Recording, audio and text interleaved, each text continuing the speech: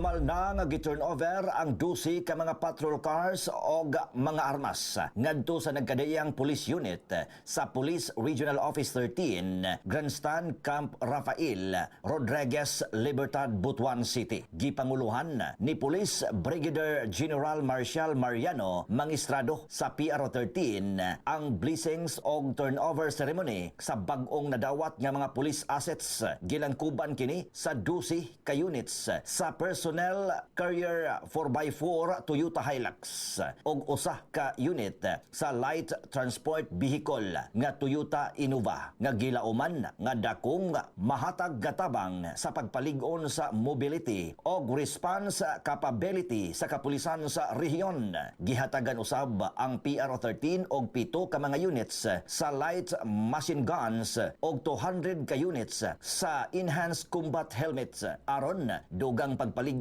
ang tactical capability ug masiguro ang kaluwasan sa mga kapulisan sa ilang pagpatuman sa balaod, public safety ug disaster response operations. Ang maong mga kagamitan formal na nga gidawat sa mga provincial directors ug chief of police isip and users kauban ang ilang mga supply accountability, kauban ang ilang supply accountable officers aron masiguro ang hustong dokumentasyon ug pagdumala sa mga kagamitan. Sa mensahe gibutyag ni Police Brigadier General Mangistrado nga ang padayon nga pagkuha og moderno nga mga sakyanan, armas og protective equipment nagpakita sa hugot nga pagpaningkamot sa Philippine National Police sa pagpalig-on sa ilang operational readiness og pagsiguro sa luwas nga matang sa kapulisan.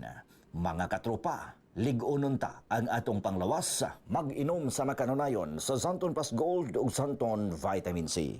Alang sa nagkahiusang Pilipino para sa Pilipinas, Junje Lebrias, XFM News.